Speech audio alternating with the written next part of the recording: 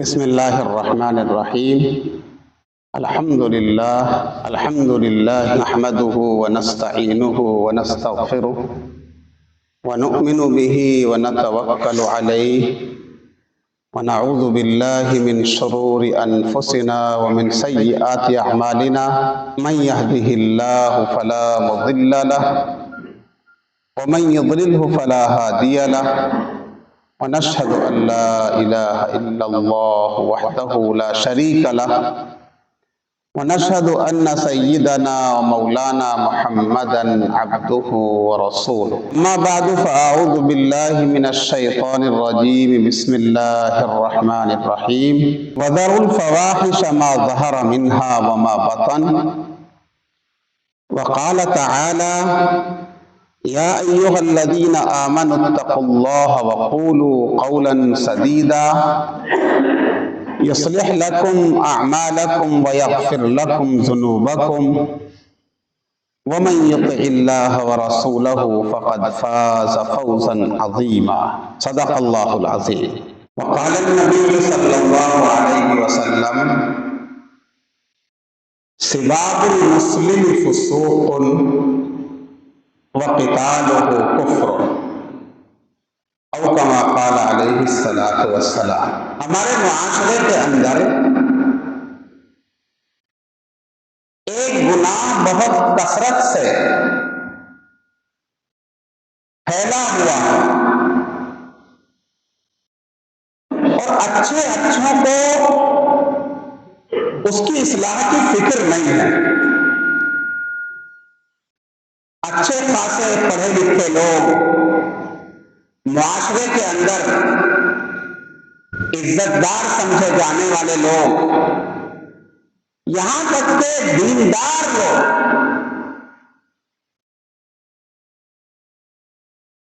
حالت یہ ہے کہ کسی کی زبان گالی گلوچ سے خالی نہیں ہے۔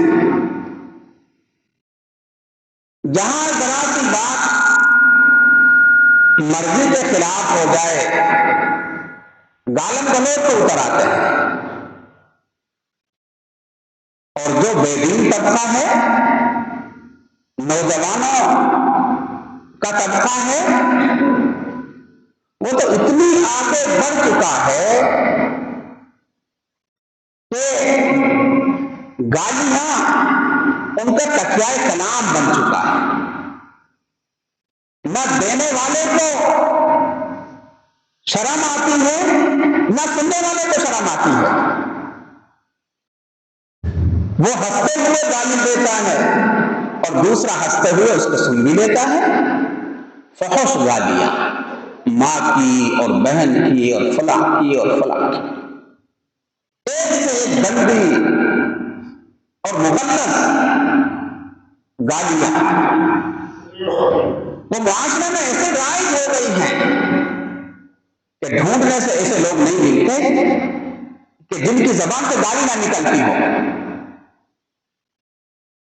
کام کرنے والوں سے غلطی کوتاہی ہو جائے تو گالی، مزدور سے کمی ہو جائے تو گالی، گھر والوں سے کمی ہو جائے تو گالی، بچوں سے کمی کوتاہی ہو جائے تو گالی، ڈرائیور سے کچھ کمی کوتاہی ہو جائے تو گالی، گالی، یہ کر دیں گے، وہ کر دیں گے، فلاں کر دیں گے۔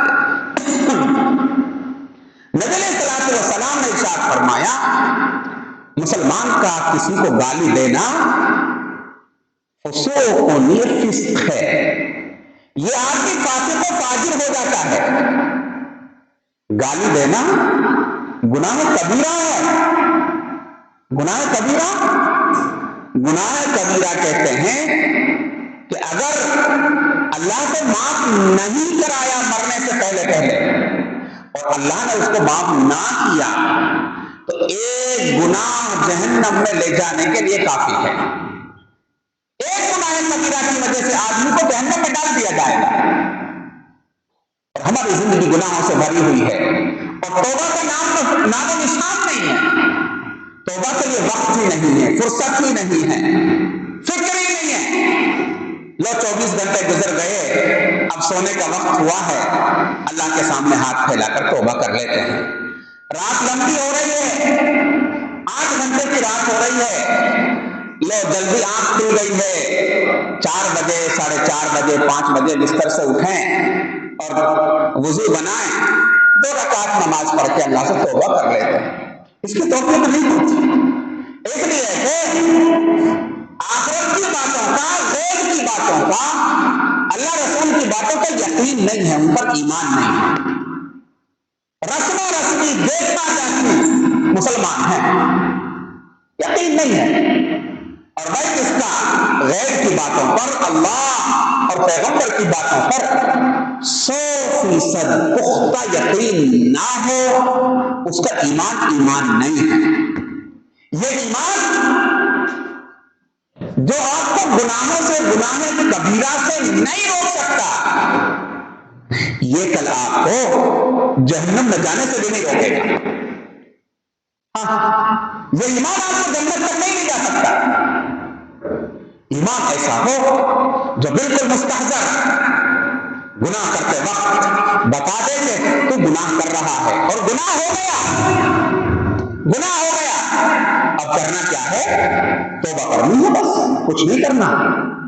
اس کے لیے گاڑی اسٹارٹ نہیں کرنی، بیلوں کو نہیں باندھنا، کوئی بھینس نہیں کھینچنی، کوئی وزن نہیں کھینچنا، وضو نہیں ہے، وضو کا انتظام نہیں ہے، پانی کا انتظام نہیں ہے، قبلے کی طرف منہ کر کے اللہ کے سامنے، یا اللہ گناہ ہو گیا، معاف فرما دے، سچے دل سے توبہ کرتا ہوں، ندامت کے ساتھ توبہ کرتا ہوں، اب معاف کر دے، آئندہ نہیں کروں گا یہ گناہ، اور چھوڑ دیا، اب یہ گناہ نہیں کروں گا میرے مولا۔ اللہ اتنا غفور الرحیم ہے، ادھر ہاتھ اٹھتے ہیں، یہ بندہ ندامت کے ساتھ ہاتھوں کو اٹھاتا ہے، آئندہ کے لیے پختہ ارادہ کرتا ہے گناہ چھوڑنے کا، اللہ کہتا ہے میرے بندہ معاف کر دیا۔ اور نبی فرماتے ہیں التائب من الذنب کمن لا ذنب لہ، جس نے توبہ کر لی وہ ایسا ہو گیا اللہ کی بارگاہ میں جیسے اس نے گناہ کیا ہی نہیں تھا۔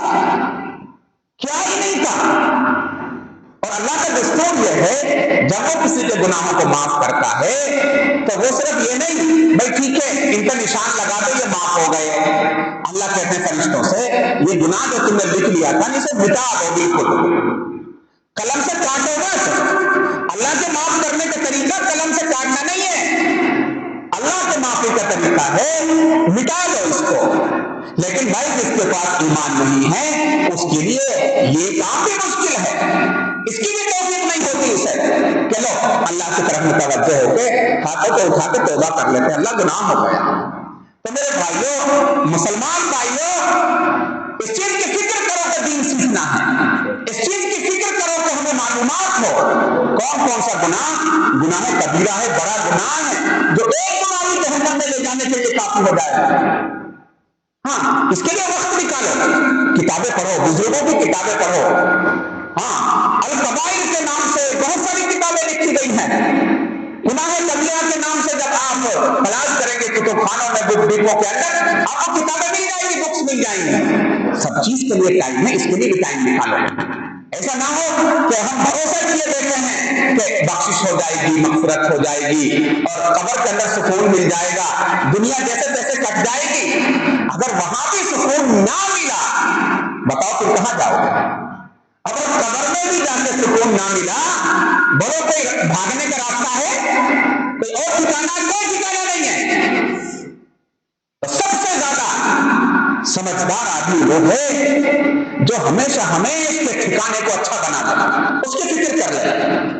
یہاں تو ہر چیز مجبوری ہے، کھانا بھی مجبوری، پینا بھی مجبوری، استنجا کرنا بھی مجبوری، مکان بنانا بھی مجبوری، گھر چھوڑنا بھی مجبوری، نوکری کے لیے اپنے گھر کو چھوڑ کر کے پردیس چلے جانا مجبوری ہے، سب چیز مجبوری ہے۔ ہاں، لیکن میرے بھائیوں آخرت میں یہ کام نہیں چلے گا۔ بس جو ایک مرتبہ گیا اور جس کو ایک مرتبہ سکون والی زندگی مل گئی، ختم، اب تکلیف ہی نہیں ہوگی، اب کوئی مجبوری نہیں آئے گی پوری زندگی کے اندر جو آخرت کی زندگی ہے۔ تو بس آخرت کی زندگی کا یقین پیدا کر دو اور یہ طے کر لو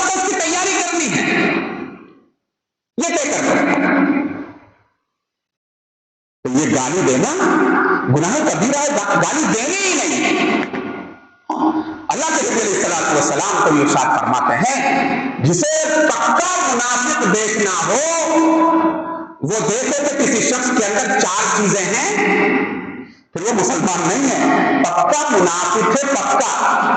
اور فرمایا اللہ رب العزت نے ان المنافقین فی الدرک الاسفل من النار، منافقین کا ٹھکانہ جہنم کی سب سے نیچے کی سطح ہے، سب سے گہرائی والا حصہ ہے جہنم کا جہاں منافقوں کو ڈالا جائے گا۔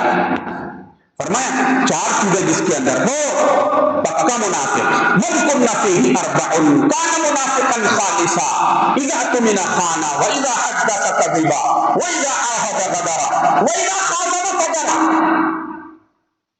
پہلی چیز فرمائی جو امانت میں خیانت کرتا ہے، دوسری بات ارشاد فرمائی جو باتوں میں جھوٹ بولتا ہو، ہم کاروبار میں، لین دین میں، جی تجارت میں اور بزنس میں، دنیاوی معاملات میں، بیاہ شادی میں کتنا جھوٹ بولتے ہیں، کتنا جھوٹ بولتے ہیں، گناہ نہیں سمجھتے اس کو، گناہ کبیرہ ہے، جہنم میں لے جانے کے لیے کافی ہے، اللہ سے ڈرنا چاہیے۔ اللہ فرماتے ہیں اتقوا اللہ، ایمان والو مجھ سے ڈرو، مجھ سے ڈرو، اور کیا کرو؟ قولوا قولا سدیدا، سچ بولو، جھوٹ نہ بولو، اس زبان سے غلط بات نہ نکلے، اس سے گالی نہ نکلے، قولوا قولا سدیدا، صحیح بات نکلے اس زبان سے، کنٹرول کرو زبان پر۔ نبی علیہ السلام نے فرمایا جس نے 2 چیزوں کی گارنٹی لے لی میں اس کے لیے جنت کی گارنٹی لیتا ہوں۔ کیا فرمایا؟ بس 2 چیزوں کی تم گارنٹی لے لو، میں تمہارے لیے ہمیشہ ہمیشہ کی جنت، ہمیشہ ہمیشہ کی نعمتوں کی گارنٹی لیتا ہوں۔ فرمایا وہ کیا؟ ایک چیز ہے جو دونوں رانوں جانوں کے بیچ میں ہے، شرمگاہ، اس کی حفاظت کی گارنٹی لے لو۔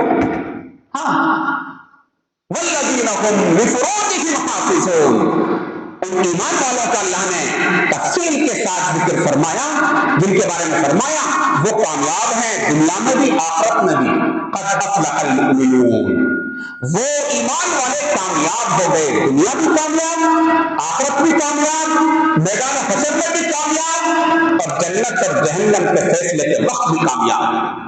ان میں سے فرمایا وہ لوگ جو اپنے شرمگاہوں کی حفاظت کرتے ہیں، غلط استعمال نہیں ہوتا، غلط استعمال نہیں ہوتا۔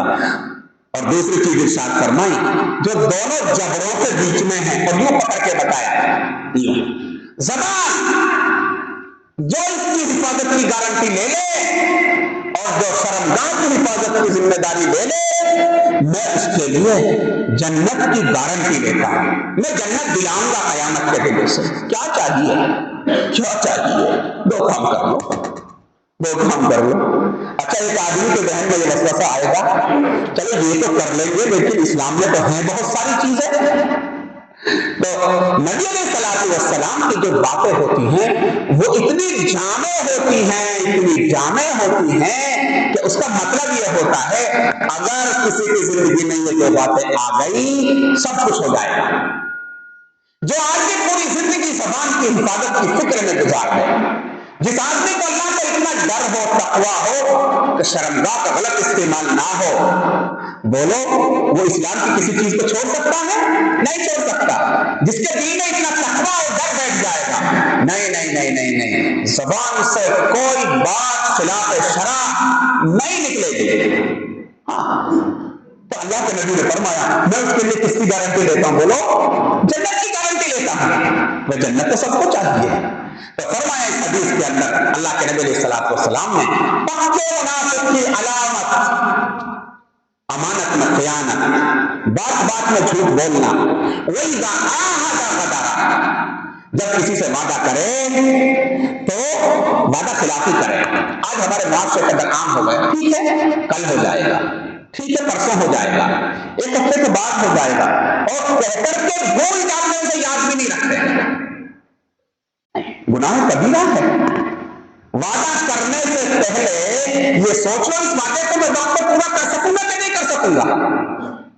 اگر نہیں کیا تو گناہ کبیرہ ہو گیا، چاہے تم اس وعدے کو 2 دن کے بعد پورا بھی کر دو، لیکن وقت پہ اگر پورا نہیں کیا تو آپ گناہ کبیرہ کے مرتکب ہو گئے۔ اس کے لیے مستقل آپ کو معافی اور توبہ کرنی پڑے گی اللہ کی بارگاہ کے اندر، اور اس شخص سے بھی معافی مانگنی پڑے گی۔ تو اگر کوئی بچنا چاہے وعدہ خلافی سے، تو سیدھا طریقہ اس کا یہ ہے بھائی میں وعدہ نہیں کر سکتا۔ کیا نہیں کر سکتا؟ بولو وعدہ۔ بھائی کوشش کروں گا، بھائی کوشش کروں گا تمہارا یہ کام کل ہو جائے، بھائی کوشش کروں گا تمہارا یہ کام 1 ہفتے کے بعد ہو جائے، لیکن یہ کہہ دیا کہ فلاں دن یہ کام کر دوں گا تمہارا ہو جائے گا یہ کام، تب یہ کیا ہو گیا؟ بولو وعدہ۔ اور اگر یہ نہیں ہوا تو وعدہ خلافی ہو گئی۔ اللہ کے نبی فرماتے منافق ہے یہ شخص جسے پرواہ ہی نہیں ہے وعدہ۔ اللہ رب العزت ارشاد فرماتا ہے ان العہد کان مسئولا، وعدے کے بارے میں کل قیامت کے دن پوچھا جائے گا، فلاں سے وعدہ کیا، فلاں سے وعدہ کیا، فلاں سے وعدہ کیا، فلاں سے وعدہ کیا، اور تو نے وعدہ خلافی کی۔ ایک طریقہ یہ ہے آپ نے کوشش کی، وعدہ کیا، وقت پر وعدہ پورا کرنے کے لیے حد تک امکان زور لگائے آپ نے، تو جو وقت آ رہا ہے اس سے پہلے اس کے پاس چلے جاؤ، اس کو فون کر لو، بھائی معاف کرنا آج یہ کام نہیں ہو سکے گا، میں نے بہت کوشش کی ہے۔ اب وعدہ خلافی کے گناہ سے بچ جائیں گے آپ، لیکن بچے گا وہ جس کے دل کے اندر ایمان ہوگا، یقین ہوگا، اللہ کا ڈر ہوگا، یہ یقین ہوگا کہ گناہ کبیرہ ایک گناہ کبیرہ جہنم میں لے جانے کے لیے کافی ہے۔ چوتھی بات ارشاد فرمائی وَإِذَا خَاصَمَ فَجَرَ، جب ذرا سی بات چیت ہونے لگے، گرما گرمی ہو جائے تو گالم گلوچ میں اتر جاوے۔ فرمایا یہ منافق ہے، یہ 4 چیزیں جس کے اندر ہیں یہ پکا منافق ہے۔ وَإِذَا خَاصَمَ فَجَرَ، ایمان والے کی شان نہیں ہے۔ میرے آقا نبی کریم صلی اللہ علیہ وسلم کی زبان سے کوئی زندگی نہ گالی نکلی، نہ کسی کو غلط لفظ استعمال کر کے بولا، نہ پکارا کسی کو، پوری زندگی 63 سال کی زندگی میں، نبوت ملنے سے پہلے بھی اللہ کے نبی کی زبان سے نہ کبھی گالی نکلی کسی کے لیے، نہ کوئی سخت بات نکلی، جس کو کہتے ہیں بد زبانی، بد کلامی۔ تو فرمایا حدیث کے اندر میرے نبی نہ فحاش تھے، نہ گالی دینے والے تھے، فحش باتیں بھی نہیں کرتے تھے، ماں بہن کی تو بہت بڑی بات، کوئی گالی اور کوئی ایسی بات جو نامناسب ہے میرے آقا نبی علیہ الصلوۃ والسلام کی زبان سے نکل آئی نہیں۔ تو اس لیے میرے بھائیو توبہ کرو اس چیز سے، ان عادتوں کو چھوڑ دو۔ پتہ چلا یہ چھوٹی چھوٹی چیزیں جمع ہو کر کے ہمارے نامہ اعمال کے اندر ہماری آخرت کو خراب کر رہی ہیں اور جہنم میں لے کر کے جا رہی ہیں، اور ہماری قبر کو یہ عذاب کا اور جہنم کی آگ کا گڑھا بنا رہی ہیں۔ اللہ رب العزت ہمیں صحیح سمجھ عطا فرما دے، سچا پکا ایمان والا بنا دے، اپنا تقوی عطا فرما دے، جھوٹ سے، بد زبانی سے، بد کلامی سے اور خیانت سے اور بد عہدی سے اور گالم گلوچ سے اللہ پوری زندگی ہماری حفاظت فرمائے۔ وآخر دعوانا ان الحمد للہ رب العالمین۔